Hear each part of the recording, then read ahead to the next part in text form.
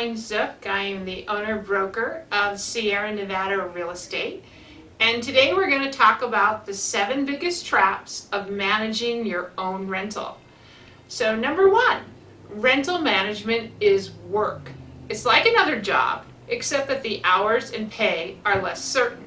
There's nothing like getting a phone call Sunday night at midnight that the toilet is stopped up and the whole floor is flooded in your rental home to drive home that renting properties is not a bouquet of flowers. Number 2, tenants are manipulative, but even more so if they are friends or family. Tenants are always asking for more time to pay, or to pay less, or buying things for the house and expecting you, the owner, to pay for it.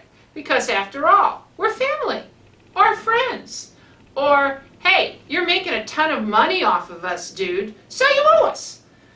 Somehow the money you counted on getting every month seems to evaporate away. Which brings us to rule number 3. Never rent to your friends or family. It's a cardinal rule in rentals.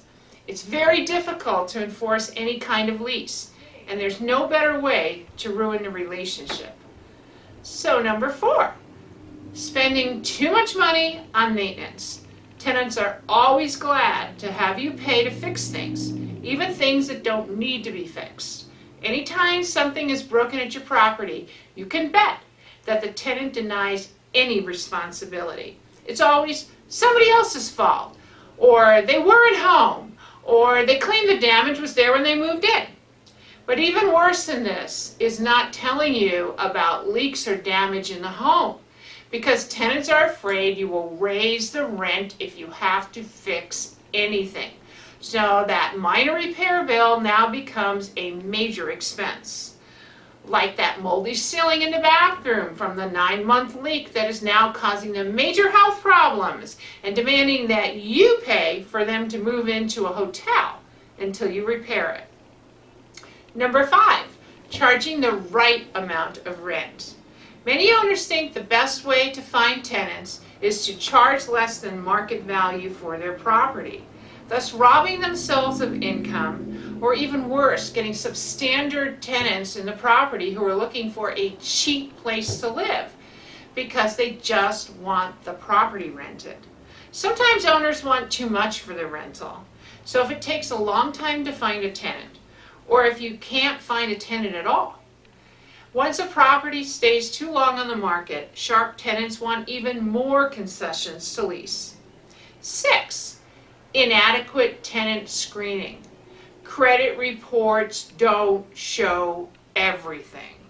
Most owners are unaware of how to successfully screen tenant applications to keep criminals and house wreckers out of their properties. 7, inadequate leases. Many, if not most, owners do not have effective, comprehensive leases in place. Sometimes there's no lease at all. If the tenants dispute any charges and you end up in court, it is next to impossible to enforce the lease in front of the judge, and it's the owner's wallet that suffers.